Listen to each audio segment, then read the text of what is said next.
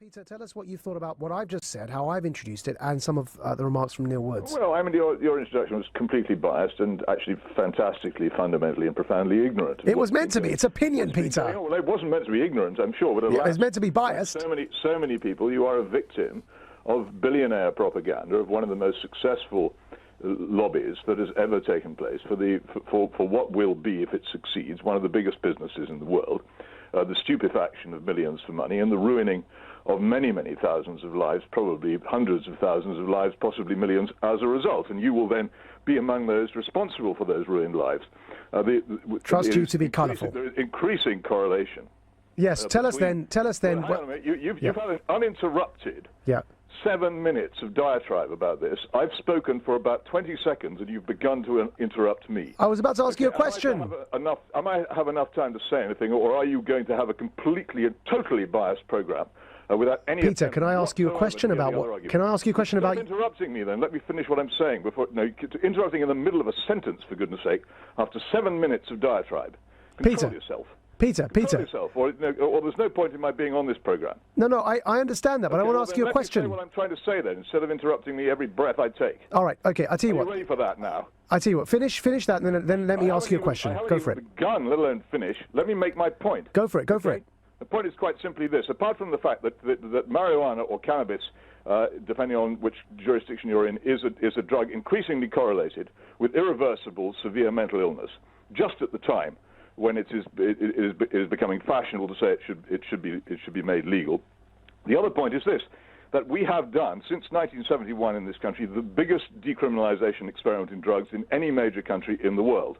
What happened under the 1971 Misuse of Drugs Act was that possession was progressively decriminalized to the point now where the police barely bother to arrest or charge people for possession of cannabis particularly, but of the other drugs as well. So possession, which creates the market, possession which allows millions of selfish kids all over the Western world to pour their dollars, euros, and pounds, and yen, they're less so in Japan because there they have serious drug laws, to pour all this money into the drug trade. The source of all these billions, the real Mr. Big in the drug trade, is all these selfish Western kids buying the drugs, about whom we do nothing. And we concentrate entirely, and your guest has been concentrating entirely on one end of the trade and only one end, leaving the other end untouched. To do nothing about demand and concentrate entirely on supply is a complete waste of time and has been so. Peter, do we have your permission now to have a response from Neil there? We need to have a response, though, don't we, sir? A former head of the Scotland Yard Flying Squad, in 1994, John O'Connor said, cannabis is a decriminalized drug in this country. Now, to say that we're in some way criminalizing, persecuting, prohibiting this drug is absurd. For decades in this country, we have allowed it to be sold and consumed pretty much openly, and we only persecute or prosecute some of the suppliers. It's been a failure because it's only one half of the job, and it cannot conceivably succeed. To make out of that an argument for legalizing a drug against which evidence of serious danger is now piling up in every conceivable area of research is so irresponsible it takes my breath away. And this is the fruit of an enormously powerful billionaire campaign. And it really is a billionaire campaign. Okay, so you're clearly very, Peter. People hope to profit from... You're very angry about this, I can see, but allow me to ask you a question. Peter Hitchens, Peter Hitchens, please let's be slightly less accusatory and have a conversation about this. I'm not helping anything. I'm opining on a subject. I have no power, I can assure you. You probably have a louder voice as a columnist on this subject who's written a book about it than I do. I may have a voice, but not on drugs. So I'm opining on a subject. So allow me to ask you a question, please, right? So the question I have is, there are health risks, of course, to all forms of intoxicants. In your opinion, how do you distinguish the health risks that are related to alcohol and the social costs of alcohol consumption versus marijuana? And I just want your opinion on this. I'm not making any accusation, Peter. So in your view, why is alcohol exempt? They're totally different drugs, but here's a simple point which you need to absorb. Once a drug is legalized and in general widespread use, you cannot ban it. If alcohol were being introduced now, as marijuana is, into our society, nobody sane would be pursuing its legalization. If we knew what alcohol did before it was legalized, we would have stopped it being legalized. It is a catastrophe for our society. But it is the argument of a moron to suggest that having one or two dangerous legal poisons in society justifies having a third. And how can that possibly make logical sense? Peter, are you on any substances this morning? You seem incredibly angry. I'm actually on the sorts of extreme anger at the way in which this debate is conducted, totally one-sided.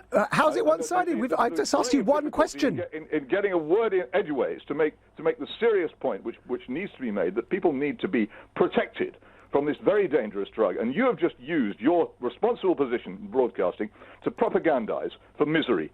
The ruined lives. If you could see the ruin which comes on the families of people who take this drug and actually witness it, you would simply not say the things that you've been saying this afternoon. It's unbelievable to hear it being said on a major broadcasting channel such as yours. So I should instead censor my thoughts and just allow you to speak? No, you should attempt to find out something about the subject about which you plainly know very little indeed. That would be a good start. Thank you. Can I ask you some more questions? Because I genuinely am trying to learn from you, but it doesn't help if you're insulting me like this, Peter. Well, I've got to get through somehow. Well, is that, okay. This is people have to know that what you're saying is irresponsible and wrong. Good, right, and moronic and all the other things you said. However, let's ask you another question. So the pragmatic argument you've used to say that because alcohol is already out there, we can't remove it, I agree with, right? So, okay. And you're saying that to quote you, only a moron would take the approach that we can't now just take something away that it's there because it's consumed by almost, a majority, at least in this country. Only a moron would use that as an argument for introducing another legal poison into our society. Right. So I suspect that pragmatic argument you've just given would lead you to lead you to the conclusion that if weed were to become as popular, and I suspect it has been, that surely pragmatically it makes sense now to regulate the thing. No, I mean, first of all, it hasn't become anything like as popular and is nothing like as widespread in use as alcohol. And as soon as it is legalized, it will become so, because it will then be promoted, it will be sold on the internet, it will be sold in high street shops, it will be advertised, it will be everywhere, and it will be almost impossible to stop. Very powerful vested interests, very big businesses will move in, and as indeed the tobacco industry, which is an example of the regulation of which you speak, will cynically, and we're told constantly, what about all these gangsters? Sure, there are gangsters selling drugs, but are gangsters in any way seriously worse than cynical businessmen who actually have access to... Oh, come on, Peter. Cynical businessmen make money. They don't kidnap people. They don't kill people. You know what? That's an absurd thing you've just said. And now it's my turn to tell you that you've said something moronic. Businessmen may be nasty. They may be immoral. They don't kidnap people. They don't slay people. They don't shoot people. They don't torture people. Yes, gangsters are worse than businessmen. You're sounding like a communist, Peter Hitchens. You're sounding like a communist. No, it's my turn to speak. No, Peter Hitchens. It's my turn to speak. And then we're going, no, hold on a minute.